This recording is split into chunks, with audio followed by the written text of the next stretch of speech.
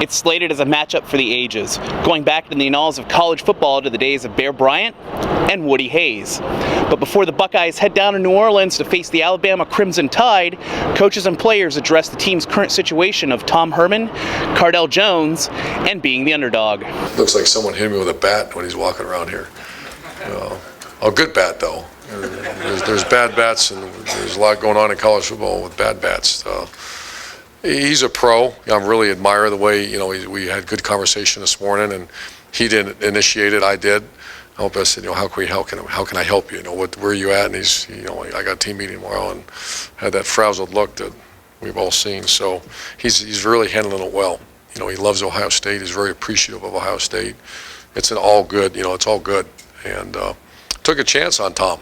That's what people don't realize. I'm sure some of you, I can't remember, but I got the question, who's Tom Herman? We're bringing Iowa State's offense to Ohio State, and what his recommendation and what people told me about him was correct. It started with Chip Kelly and then some other very close friends that said, look at this guy. And I talked to him several times.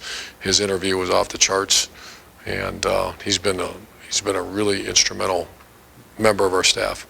Well, first of all, Tom did a tremendous job here of overseeing the offense as the offensive coordinator, play caller, developing our quarterbacks, and just trying to put Coach Urban Meyer's system into a no-huddle, which some of us, we've all had a piece of that, but Tom oversaw it and did a great job. So we're really excited for him and wish him and his family the best at the University of Houston. He'll do a great job there, and he'll have a bright future. As far as moving forward through this game, he's working with us full time, and we're going to all keep our roles as is through the game, and then after the game, then we'll let Coach Meyer decide how the future unfolds.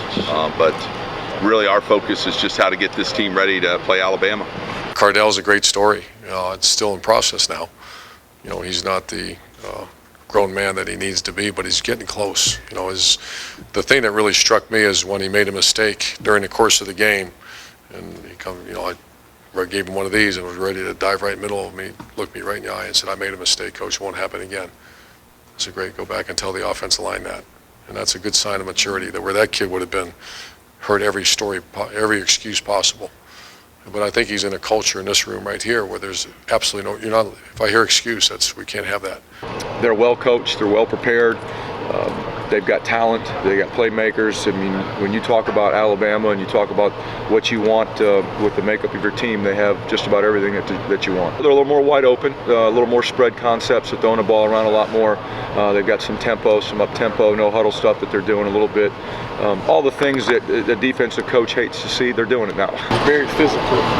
They've been winning national championships. They've been there. They've done it so many years in a row that it's like they kind of know what to do.